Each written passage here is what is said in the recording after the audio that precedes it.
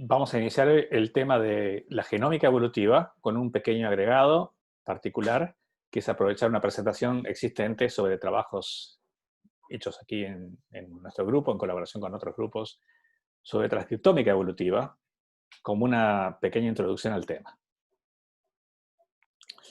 Esta presentación en sí fue preparada para un congreso paraguayo de zoología, que aprovecho para agradecer, ya que me permitió o me obligó a organizar esta charla, que ahora vamos a reciclar para este curso de evolución.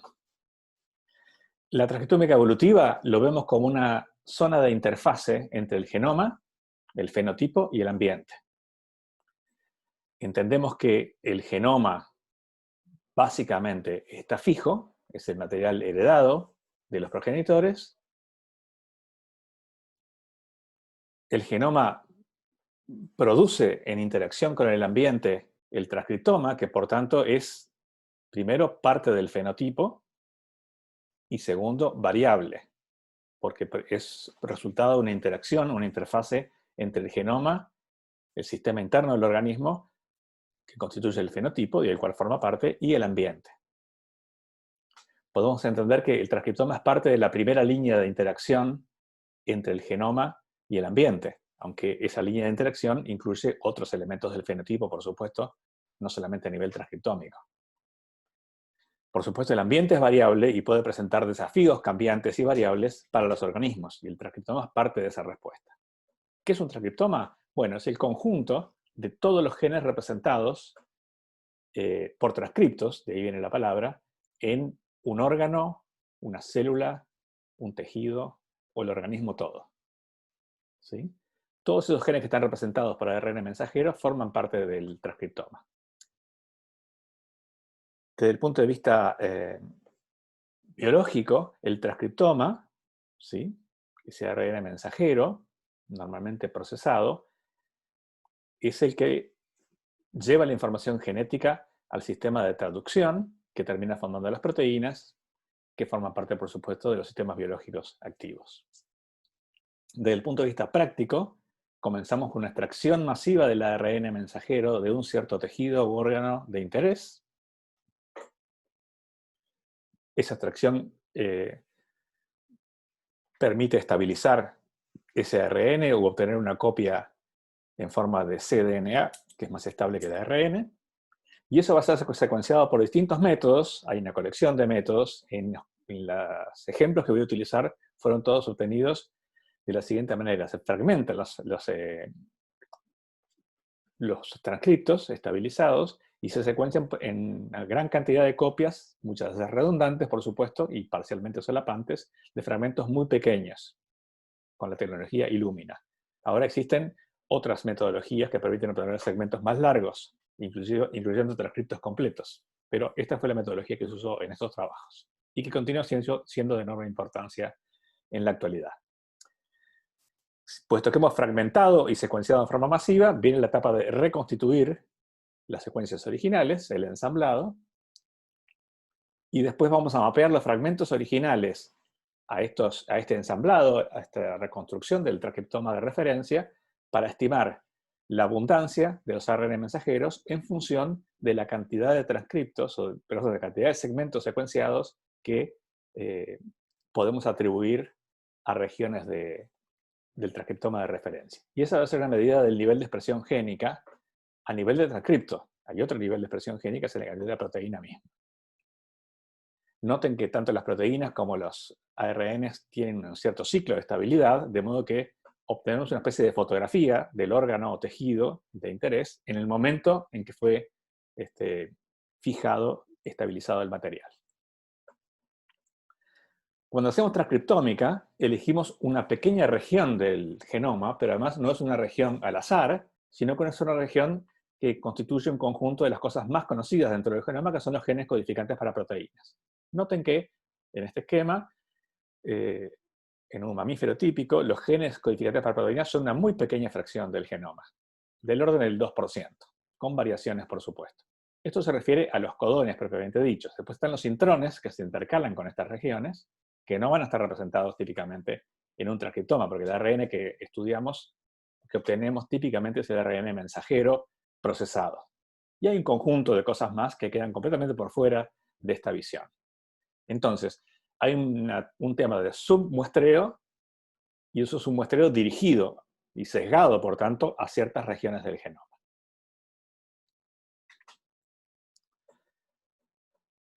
La transcriptómica nos va a proveer dos tipos de información asociadas.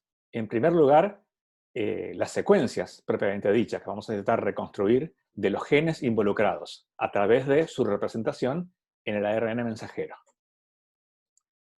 Y por otro lado, vamos a obtener estimaciones de los niveles de expresión de cada uno de esos genes que hemos obtenido y cuya secuencia hemos logrado reconstruir. Estimamos que, si las cosas salen bien, los transcriptos en cuanto a las secuencias reflejan las partes correspondientes del genoma y son básicamente invariantes, mientras que el nivel de expresión representado por la cantidad de copias de esos segmentos de las partes del transcriptoma que hemos secuenciado me va a dar algo variable, que son los niveles de expresión, que forman parte de ese fenotipo variable según el tejido, el órgano, la condición fisiológica del organismo, etcétera, etcétera. Son dos tipos de datos que obtenemos simultáneamente, pero que son bastante distintos y complementarios. Aquí vamos a hablar básicamente del uso del transcriptoma explotando esos dos aspectos, la expresión génica y las secuencias subyacentes, ¿sí? Y vamos a intentar seguir una lógica desde el planteo del problema biológico, la selección o adopción del grupo taxonómico y el órgano o órganos de interés en función de ese problema biológico, el diseño del muestreo, muy condicionado como debe ser por los recursos disponibles, y la forma de abordar el problema. Y por supuesto de allí salen los resultados y las perspectivas que pueden obtenerse a partir de esos resultados. Recordemos que la expresión está en la zona del fenotipo y las secuencias remiten a esa parte muestreada en forma sesgada y focalizada del genoma, representada por los transcriptos. Entonces, la expresión nos vincula los datos con el problema ambiental, los desafíos ambientales del organismo, si elegimos el problema, y las secuencias nos remiten a las características genéticas de ese organismo en cuestión. Un primer ejemplo, vamos a ir en un orden más o menos histórico y además de menor a mayor en cuanto a la magnitud del esfuerzo y la cantidad de datos obtenidos. El primer trabajo fue un trabajo muy preliminar, hecho como producto de un intercambio con el profesor Robert Baker y colaboradores, tratando de pensar en la divergencia adaptativa en murciélagos, grupo de interés particular de Baker. Y hay muchísimos temas importantes vinculados con la genómica del vuelo. Este año acaba de salir un trabajo de genómica propiamente dicho sobre el tema, ¿sí? Pero plantearse cosas como el origen y la evolución del vuelo, las adaptaciones múltiples, los aspectos energéticos, el sistema inmune, de tanto interés en la actualidad y particularmente desafiado de los murciélagos, etc. Todo eso es una enorme nube de problemas biológicos, todos complejos y difíciles de abordar, ¿sí? El grupo de interés que intentamos abordar era el de los filostómidos neotropicales, una enorme radiación biológica de más de 200 especies que incluye animales frugívoros, insectívoros, polinívoros, sanguívoros, piscívoros, enorme diversidad trófica y más en general adaptativa. Y un grupo muy significativo de la diversidad de mamíferos del neotrópico, de nuestra región biogeográfica. Muy lindo todo, pero extremadamente difícil de abordar en aquel momento, hace más de 10 años, fíjense, sin un genoma de referencia, con una transcriptómica todavía en sus primeros pasos, etc. Entonces, ¿por dónde empezar? El planteo fue focalizarse en este problema, y como veremos en una pequeñísima parte del problema, que es pensar en el costo energético del vuelo. El vuelo es una actividad de alta requerimiento energético, y tal es así que en el caso de los murciélagos, el organismo básicamente consume energía obtenida de las presas, incluyendo los lípidos, durante el vuelo.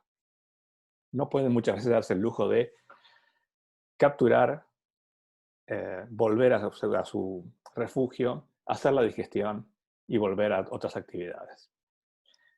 Más en general, el metabolismo lipídico es particularmente importante en los murciélagos porque pensamos en asociación a su modo de vida. Quiere decir que hay presiones ambientales asociadas al modo de vida sobre la energética y sobre el metabolismo lipídico en particular. Esa es la hipótesis general o el marco general de trabajo en el cual se enmarca este estudio. Entonces, vamos a tener un enfoque minimalista por varias razones, incluyendo la falta de conocimiento sobre el tema, dudas sobre qué se puede y qué no se puede hacer, y recursos económicos que son limitados. El problema biológico es si es posible aprovechar las oportunidades en aquel entonces relativamente nuevas de la transcriptómica para identificar adaptaciones al régimen de vida, adaptaciones energéticas vinculadas a la dieta, en murciélagos con un enfoque genómico transcriptómico. Elegimos una especie, Myotis lucifugus, por una muy sencilla razón. En aquel momento era el único genoma disponible de los microquirópteros, o de los murciélagos comunes, dejando de lado los grandes murciélagos de los macroquirópteros. El órgano de interés es la glándula submandibular, por una razón también muy pragmática, y es que ese órgano es extremadamente variable en la diversidad de los murciélagos, y que en el equipo estaba este señor Carl Phillips, el último autor del trabajo que eventualmente salió de este primer esfuerzo, que es un experto en la evolución de la glándula submandibular, incluso tenía hechos estudios de su fisiología, de su biología molecular, de algunas proteínas importantes que se agregan a estas glándulas en relación a la dieta, en particular en murciélagos. Quiere decir que podíamos obtener información relevante contando en el equipo con alguien capaz de interpretarla y de sacarle el jugo, literalmente. Bien. El trabajo consistió en obtener un único transcriptoma, una sola muestra, mapeando los fragmentos en el genoma disponible, en lugar de intentar, como decimos luego en otros estudios, reconstruir las secuencias en base a los propios fragmentos secuenciados de Illumina, se hace el mapeo directamente sobre el genoma disponible para identificar los genes que están expresando en esta glándula submandibular y su nivel de expresión. Recuerden que si un gen no expresa en ese tejido, no lo vamos a recuperar en este transcriptoma, de modo que vamos a tener información positiva de al menos una fracción de los genes que efectivamente están expresando en este órgano particular.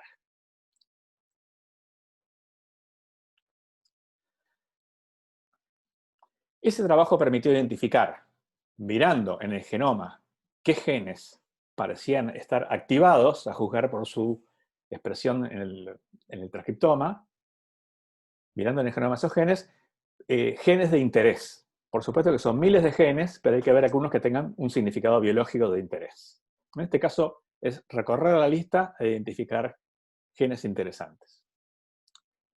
Se identificaron en aquel entonces 26 genes responsables de proteínas segregadas por estas glándulas, excluyendo, por tanto, sacando del foco una cantidad de genes, que son genes llamados housekeeping, que expresan en todas las células y que son muy importantes, pero no específicos del tejido de interés. ¿Sí?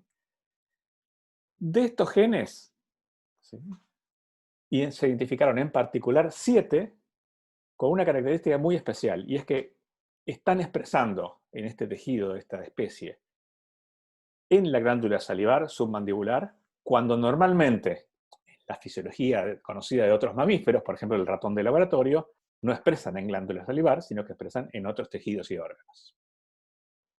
Esta expresión ectópica literalmente significa que se produce fuera del lugar típico, digamos, en términos biológicos, ¿sí? La expresión más conocida es el embarazo ectópico, ¿cierto? Bueno, quiere decir que aparecen genes expresando en un tejido para el cual hasta ahora no se conocían expresando, en particular en organismos modelos como el ratón de laboratorio. Muy bien, ¿qué son esos genes y qué nos pueden decir sobre la biología del problema? Bien, tenemos que en este murciélago insectívoro existen estímulos extracelulares que estimulan la segregación de la saliva, y en este caso, de los genes de expresión ectópica, aparece uno interesante, que es este gen CEL, ¿sí? Cuya función principal tiene que ver con la hidrólisis lipídica. Es decir, esta proteína va a participar en la digestión de los lípidos. Lo interesante es que en lugar de quedar relegado a ese problema, como en muchos sistemas digestivos que conocemos, para cuando el alimento avance mucho más en el tracto digestivo, ya comienza con la participación de esta enzima en la saliva. ¿Sí? Comienza más tempranamente, se adelanta el proceso. Muy bien. Pero además tenemos una cantidad de elementos de secreción endocrina, ¿sí? Que son, en lugar de ser productos segregados con la saliva, son productos segregados al torrente sanguíneo como señales fisiológicas de interés. Estos genes, que están acá representados por sus siglas, ¿sí?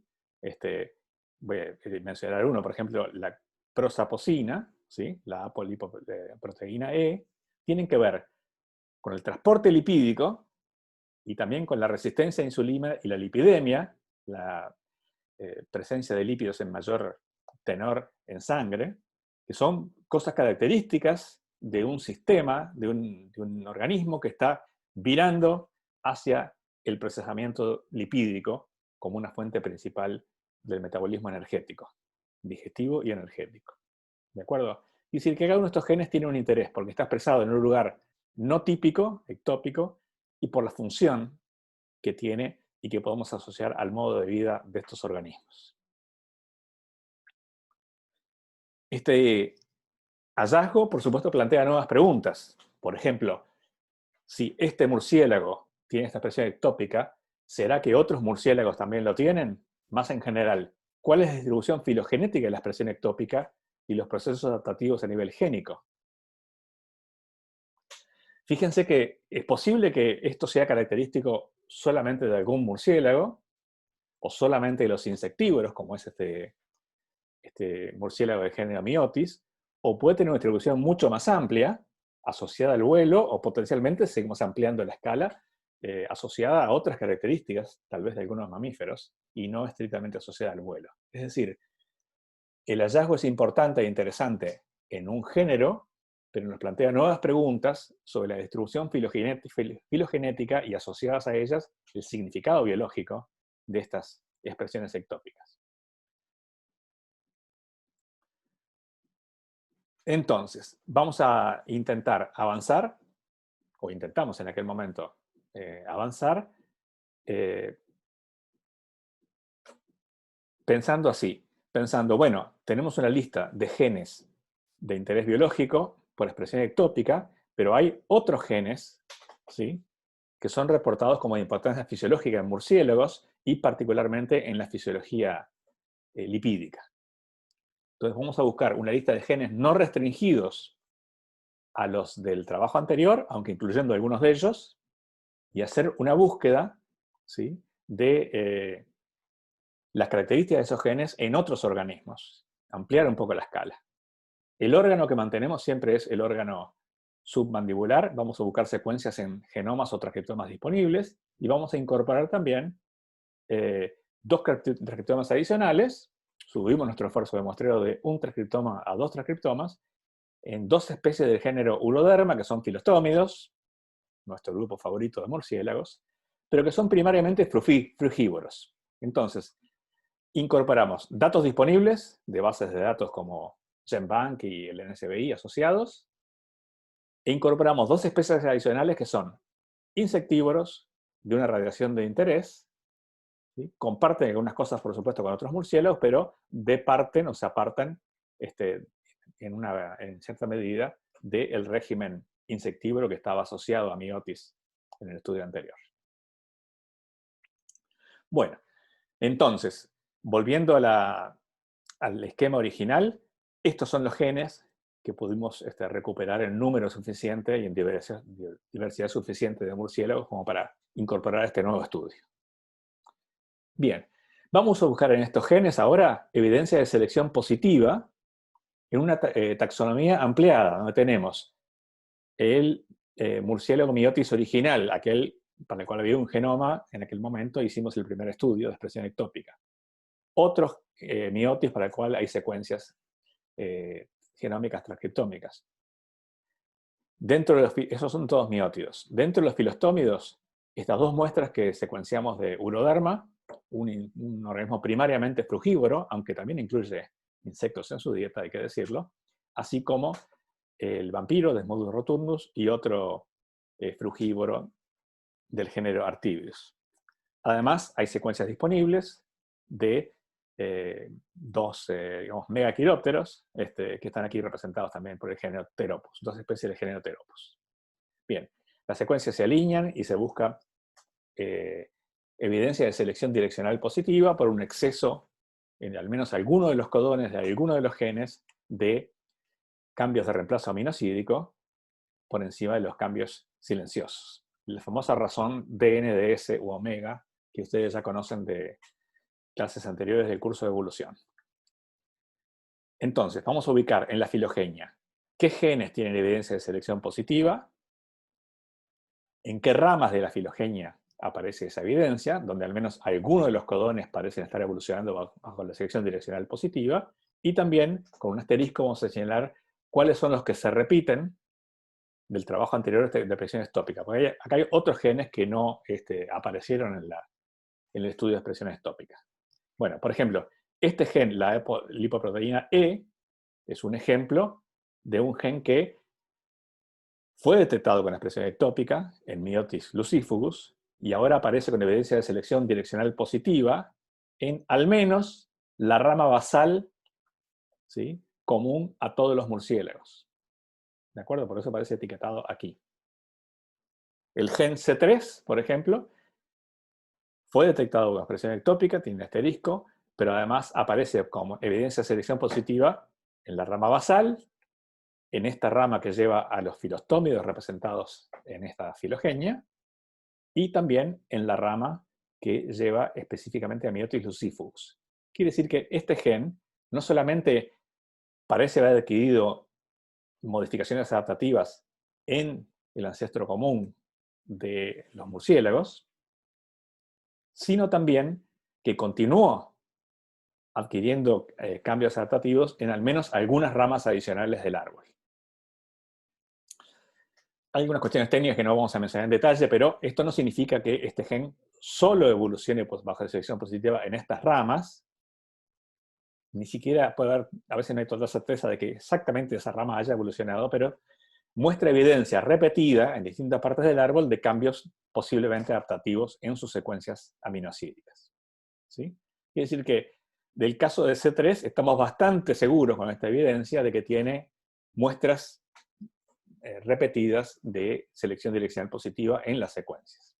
Como ven, esos cambios no se limitan a insectívoros ni al género Myotis, aparecen con una distribución mucho más amplia e interesante en la filogenia de los murciélagos, en la pequeña parte de la diversidad de murciélagos que está representada aquí, pero que incluye, hay que decirlo, algunos grupos importantes.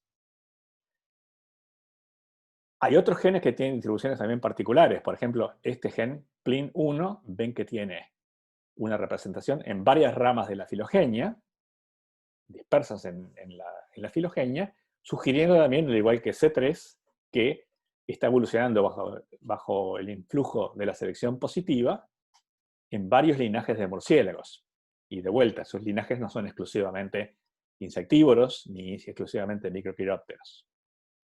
Naturalmente, esto no nos dice exactamente qué cambios adaptativos están ocurriendo, nos dice qué regiones del genoma o qué genes y partes de genes están posiblemente involucradas en selección positiva, y debería esto complementarse con estudios más de tipo fisiológico, funcional, digamos así. Abre la puerta de estudios funcionales, pero no los completa. Bien, entonces de manera interesante tenemos un número importante de genes de la lista de genes candidatos que muestran efectivamente selección positiva, evidenciada por un exceso de cambios no sinónimos sobre los sinónimos en al menos algunas ramas de murciélagos de la filogenia y en al menos algunos de los codones que tienen estos genes. Entonces, hasta ahora, Fíjense que usamos secuencias para ver selección positiva. Dispersión solamente mencionamos la ubicación de genes que expresan fuera de lugar, no el nivel de expresión en el trabajo original. Y también que podemos combinar datos propios, trabajosa y costosamente obtenidos, con datos disponibles en bases de datos para ampliar la efectividad de nuestros estudios. El metabolismo lipídico se confirma como de gran importancia tratativa en murciélagos. Esa importancia no está restringida a aquellos que son exclusivamente insectívoros y además tiene una distribución filogenética bastante más amplia de lo que los primeros estudios que hicimos podrían sugerir. Haciendo un zoom out filogenético se gana mucha información y claridad en el problema. Podríamos plantearnos si realmente estas cuestiones son exclusivas de murciélagos o simplemente los murciélagos, en algunos casos, para algunos genes, son parte de la dinámica de evolución adaptativa, pero sin que sean la parte exclusiva donde eso ocurre. Así que dejamos planteado la posibilidad de seguir ampliando la escala filogenética para entender mejor la dinámica evolutiva de estos genes y su asociación o no con el modo de vida, el vuelo, por ejemplo, y la dieta. Vamos a hablar ahora de otro ejemplo que tiene que ver con expresión diferencial de otro órgano en otro tipo de organismos. Vamos a hablar de un roedor de la parte sur de Sudamérica, Patagonia en el sentido muy amplio. Está en la Patagonia, pero no está restringido a la Patagonia. Y vamos a focalizarnos en un órgano distinto que es el riñón. ¿Sí?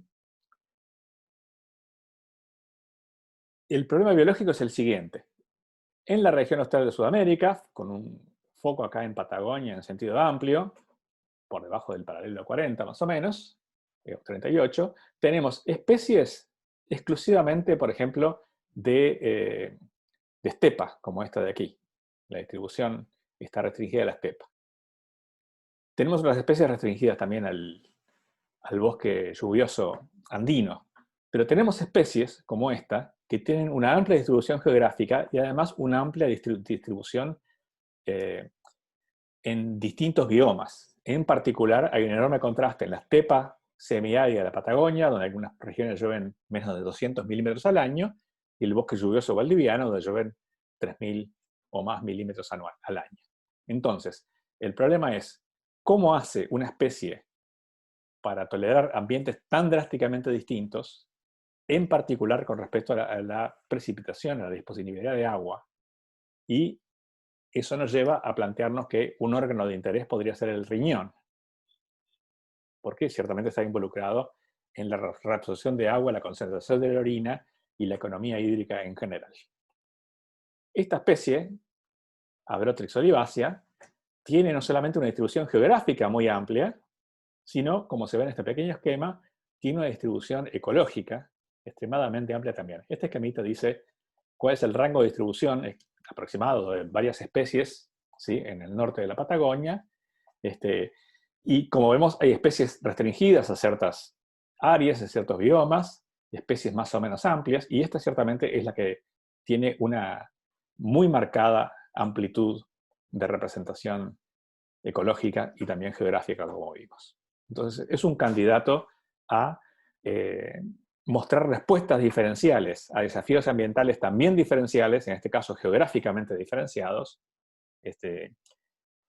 en el caso extremo entre el bosque lluvioso valdiviano y la estepa semiárida patagónica. Bueno, entonces la pregunta de fondo, a la cual trataremos de aportar alguna cosa, es cómo puede persistir este ratón oliváceo, ¿sí?, Abrotrix olivacea, en ambientes tan divergentes como el bosque lluvioso y la estepa árida, en particular. Es la especie más ampliamente distribuida del ensamble, de ratones, y el órgano de interés va a ser el riñón, ¿de acuerdo? Del cual conocemos, por supuesto, mucha fisiología. Esta es una revisión importante donde se documenta qué pasa cuando se silencia los genes uno a uno de los que expresan en riñón para determinar aquellos que son realmente críticos para la concentración de la orina, en ratón de laboratorio, por supuesto. Bien. ¿Qué es lo que vamos a intentar hacer? Primero, obtener datos fenotípicos, no solamente la anatomía del riñón, sino también de la concentración de orina in situ, en el lugar donde se colectan los ratones, asociados a datos transcriptómicos. De 40 individuos distribuidos en 4 puntos, 2 en estepa y 2 en bosque, a 2 latitudes distintas. O sea, es un muestreo también minimalista, pero bastante más amplio de los muestreos anteriores. Y además incluye un control directo sobre el fenotipo de interés, tanto desde el punto de vista anatómico, el tamaño del riñón y otras cosas que se pueden sacar del riñón, como efectivamente la concentración de orina. El trabajo entonces está centrado en solamente 4 puntos, aunque hay 10 muestras de transcriptómica completa para cada uno de esos puntos, asociados a datos fisiológicos básicos pero relevantes, como son la concentración de la orina en cada uno de esos puntos. ¿Sí? Se hizo un transcriptoma de referencia con unos 15.000 genes, más de la mitad representados por prácticamente la totalidad de los codones, ¿cierto? Un buen transcriptoma de referencia, obtenido por acumulación de datos entre múltiples individuos. Y tenemos muestras replicadas, modesta pero consistentemente, que son 2 en estepa y 2 en bosque, ¿sí? A distintas latitudes, lo más pareadas posibles. Datos fisiológicos, muestreos para secuenciado de ARN.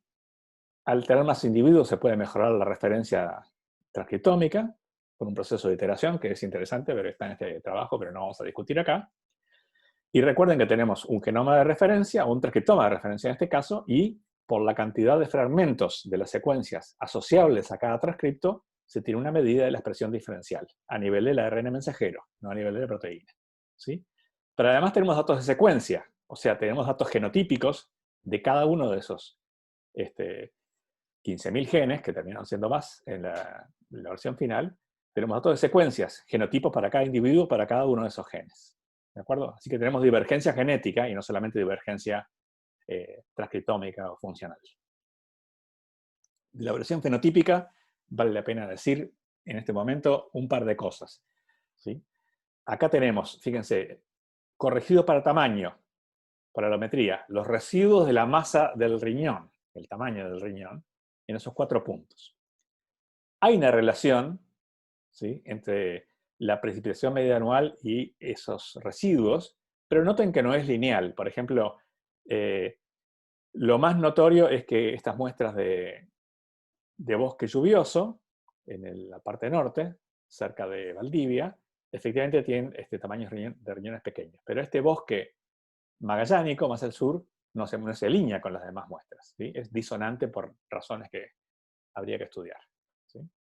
Acá tenemos la capacidad de concentrar orina. Hay que decir que estos estudios fueron hechos sobre la orina tal cual la traía el ejemplar cuando fue capturado, o más bien sacado de la trampa. Quiere decir que no hay un control de las condiciones exactamente de deshidratación del individuo, sino que tal como vienen arrastrando toda esa varianza, se toman los datos. Eso tiene alguna desventaja, pero tiene alguna ventaja también. No hay manipulación posterior, lo que trae se mide. ¿De acuerdo? Y hay que medir la concentración de la orina y la concentración del plasma sanguíneo, que es una referencia, como un control interno que tiene el organismo para ver cuántas veces más concentrada está la orina con respecto al plasma del propio individuo. ¿De acuerdo? Bueno, acá hay una relación también inversa donde los organismos que están en regímenes de alta precipitación, ¿sí?, tienen una orina más diluida. Muy bien, ¿cómo es la expresión diferencial? Vamos a verla en primer lugar globalmente. Esto es un análisis de componentes principales, no basado en las secuencias, sino en la expresión documentada de cada gen. Tenemos unos 17.000 genes y pueden imaginar que en el vertical tenemos una lista de genes, ¿sí? Y la siguiente columna son los valores de expresión para un individuo, donde el número en cada celda es la cantidad de copias que estimamos está representada en la expresión de cada gen en ese individuo. Y así, para cada individuo tenemos una columna con los 17.000 valores de expresión. Algunos valores tendrán ruido o no, eso no importa, pero podemos hacer una técnica de reducción de dimensionalidad, el análisis de componentes principales, ver cómo se asocian los distintos individuos, ¿sí?, y si hay una separación natural por población, o por latitud, o por ambiente. Bueno, tenemos en tonos de verde los ambientes, el bosque lluvioso norte, más típico valdiviano, y el bosque lluvioso magallánico, ¿sí? Y en naranjas, rojo, tenemos los ambientes más áridos o semiáridos, la estepa en el sur, en el punto sur del muestreo, y el punto norte. Claramente la primera división, y fuerte división, está entre esos dos biomas, o mejor dicho, los niveles de expresión que tienen los genes, los individuos capturados en uno u otro bioma. ¿Sí? Quiere decir que los individuos acá se agrupan básicamente por ambiente, usando en este caso los niveles de expresión de los genes involucrados. Secundariamente podemos ver que hay una tendencia, sobre todo en el bosque, a diferenciación de las dos subpoblaciones. La porción muestrada en el norte y la muestrada en el sur. ¿De acuerdo? Es decir, hay expresión diferencial, globalmente hablando, y además podemos ver qué parte de esos genes expresan significativamente distinto en ambos ambientes, comparando simplemente los dos biomas, y la respuesta es que casi 3.000 genes muestran expresión diferencial consistente entre estepa y bosque. Bien, ahora tenemos una lista de genes de interés por su nivel de expresión diferencial e intentaremos reconocer algunas de las funciones representadas por esos genes. Por supuesto, de muchos no sabemos cuál es su función y menos aún por qué habrían de expresar diferencialmente en la estepa y el bosque, pero de otros sí. En particular tenemos 3 conjuntos claramente representados e interpretables por nosotros, que son los transportadores de solutos y otros genes vinculados a la regulación osmótica. Estos son los esperados, ¿sí? Transportadores de urea, transportadores de solutos en general, genes que hacen a la regulación osmótica, etcétera, etcétera. Estos genes son interpretables y tienen que ver con la lista de genes fisiológicamente importantes en el riñón de ratón de laboratorio. Bien, pero además aparecen 2 clases de genes que no estaban previstas porque no habíamos pensado lo suficiente sobre el tema, que son genes del sistema inmune. Bueno, típicamente las poblaciones de casi cualquier especie difieren en su acervo de respuesta inmune geográficamente, porque sabemos que los desafíos al sistema inmunológico son muy variables geográficamente. De modo que no vamos a decir mucho más de esto, pero es algo que en retrospectiva debimos haberlo esperado también. Y el siguiente sistema de sumo interés son los genes del sistema de desintoxicación o sistema de detox, que claramente tiene que ver con la dieta. ¿Sí? Sabemos que estos organismos no comen lo mismo en los dos ambientes, simplemente porque no están los mismos ítems disponibles y la dieta tiene que ser drásticamente distinta en un ambiente o en otro. De forma interesante, los genes que sobreexpresan en estepa son genes vinculados a la concentración osmótica y los genes que sobreexpresan en bosque están consistentemente vinculados al sistema de detox, mientras que el sistema inmune tiene expresión diferencial en ambas direcciones. Acá tenemos un esquema del glomérulo renal, en la parte de arriba, y todo el sistema del riñón, ¿sí? Y tenemos la ubicación de los genes que expresan diferencialmente, algunos genes que expresan diferencialmente de interés funcional, donde están localizados en el sistema de concentración de orina, ¿sí? Son muchos genes, no vamos a discutirlos en detalle, pero sí vamos a señalar algunos para dar una idea del tipo de genes involucrados, ¿sí? Por ejemplo, aquí tenemos vamos a ampliar esta zona un poquito e identificar algunos genes en particular. Por ejemplo, este SLC14A1 es un transportador de urea que está sobreexpresado en el base recta descendiente, en la estepa, y está sobreexpresado en el asa de Henle, también en la estepa. Más en general, todos estos genes están vinculados a la concentración de agua y están sobreexpresados en la estepa. Acá aparece otro transportador, transportador de solutos, y acá aparece la aquaporina 4, cuyo nombre dice que tiene que ver con la concentración, son poros de transporte de agua en este caso, ¿sí?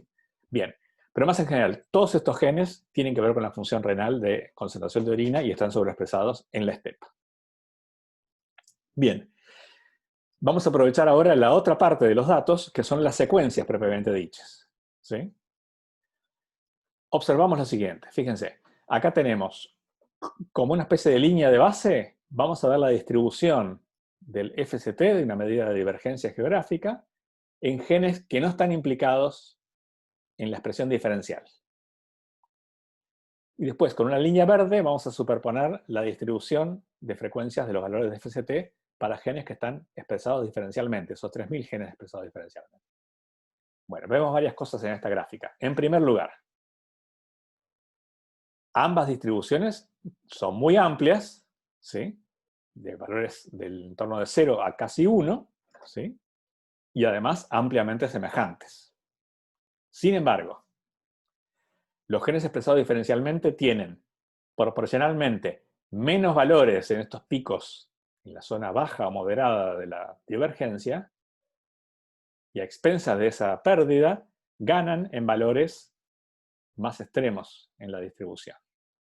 En esta zona y en la zona terminal acá. Quiere decir que, y esta diferencia es estadísticamente significativa, quiere decir que si bien las distribuciones son ampliamente solapantes, aquellos genes que expresen diferencialmente tienen una tendencia ligera pero consistente a estar sobrediferenciados geográficamente. Por otra parte, tenemos un estadístico, que es un estadístico que responde tanto a la divergencia adaptativa como a la proceso de colonización geográfica, y vamos a hacer la misma comparación, ¿sí? Ahora es un estadístico que se hace población por población. Vamos a acá tomar el conjunto de muestras de la estepa, agrupando las dos muestras de la estepa para estas distribuciones. Tenemos, de vuelta, los genes de referencia que no expresan diferencialmente, me dan una distribución empírica, producto de la historia biogeográfica de la especie, en un conjunto enorme de genes, 14.000 genes, ¿cierto? En números redondos. Con un pico acá en valores, por cierto, ligeramente negativos, y esos valores negativos son típicos de colonización geográfica, expansión, así como también pueden influir un poco en la selección. Bueno, si no hubiera ningún efecto, ninguna asociación entre la expresión diferencial y este estimador de esta prueba de selección, la distribución en verde tendría que ser exactamente igual. Sin embargo, es altamente significativa la diferencia, y en este caso tenemos que los valores en verde de los genes expresados diferencialmente quitan, de forma mucho más visible, por cierto, que en el caso anterior, de la moda de los valores más frecuentes, y ganan a expensas de eso en valores que no son ya negativos, sino cercanos al cero o positivos. Hay un exceso de este lado de la curva, también a la derecha de la curva. Bien, valores positivos en este estadístico, que no conocemos bien todavía en el curso, reflejan selección equilibradora como tendencia. Pero más en general, vemos que los genes que expresan diferencialmente no tienen un comportamiento equivalente, desde el punto de vista selectivo, al de la línea de base. Entonces, aunque la línea de base sea compleja y refleje una mezcla de selección sobre los genes y historia biogeográfica, vemos que la historia de los genes expresados diferencialmente es distinta, sugiriendo que hay una selección diferencial, porque la historia biogeográfica es común a todos los genes. Y esa diferencial de selección está sugerido en un sentido, que es hacia frecuencias intermedias o polimorfismos balanceados. Si bien no queda demostrado, no es sorprendente que genes que tienen que responder a condiciones ambientales variables, como la disponibilidad de agua, en este caso variables geográficamente, estén más proclives a selección equilibradora que genes no vinculados a estas funciones. Por supuesto que esto no es blanco y negro, puede haber genes seleccionados que no expresan diferencialmente y genes que expresan diferencialmente que no son blancos de selección. Es una tendencia sutil pero consistente que se encuentra aquí. Entonces, ¿qué podemos sacar en general de estas comparaciones? En primer lugar, al igual que otras variables fenotípicas, la pigmentación de la piel, el tamaño del riñón, otra cosa que no les mostré, pero que sí estudiamos, que fue el tamaño del tracto digestivo, la expresión diferencial del riñón está fuertemente asociada a los biomas en los que se encuentra el organismo que está siendo incluido en la muestra. La señal de expresión diferencial en genes vinculados a la expresión osmótica, a la regulación osmótica, es claramente contundente y representada por múltiples genes, ¿sí? Pero los datos apuntan también a por lo menos otros dos sistemas relevantes para la supervivencia en biomas muy diferentes: el sistema inmune y el sistema de detox o de desintoxicación. existe una asociación débil pero significativa entre expresión diferencial y divergencia génica. Como tendencia, sutil pero consistente, los genes que están desafiados ambientalmente y que responden ajustando la expresión, suelen estar también desafiados adaptativamente y pueden responder también modificando su composición génica, que también responde a la selección. Esto sugiere que la expresión diferencial no es solamente una respuesta plástica a los desafíos ambientales, aunque sí incluye ese componente, sino que también hay por detrás un sutil, pero importante, para ser estudiado a futuro, componente de divergencia genética. Al mismo tiempo, tenemos que los datos de secuencias se pueden ampliar muestreando, con un sistema de captura de SNPs, esas mismas regiones genómicas ahora en tejidos no colectados especialmente, no fijados en nitrógeno líquido, no obtenidos para el estudio transcriptómico en particular, sino en muestras de tejidos mantenidos en alcohol o aún pieles de museo. Ese enfoque lo tenemos en un manuscrito bastante avanzado a esta altura, hecho también, liderado también por Facundo Llorello, que muestra, por ejemplo, a nivel de SNPs, usando unas 200.000 SNPs, una clara divergencia genética ahora entre la Patagonia occidental, ambientes fundamentalmente boscosos o de cotono, y la Patagonia oriental, que incluye toda la estepa, así como muestras de Tierra del Fuego. Esta variación ecogeográfica es una variación que incluye posiblemente adaptaciones en algunos genes, pero también una historia de colonización de la Patagonia, que estamos estudiando en cierto detalle. Aquí están las 4 muestras, filogenéticamente las 4 muestras representadas en el estudio anterior, y aquí están en la geografía, y ven que forman parte de una historia filogenética de la especie con lo que hoy sabemos, un núcleo ancestral básicamente asociado al bosque y una colonización hacia la estepa, reflejada, entre otras cosas, en esta pérdida de heterocigosidad del norte o del noroeste hacia el sureste, que termina esa colonización en Tierra del Fuego. Ese sistema de captura, entonces, nos permite documentar la historia biogeográfica, ampliando la escala de estudios previos que eran con un gen, típicamente mitocondrial, o unos pocos genes. ¿Sí? Y con esto quiero terminar esta presentación.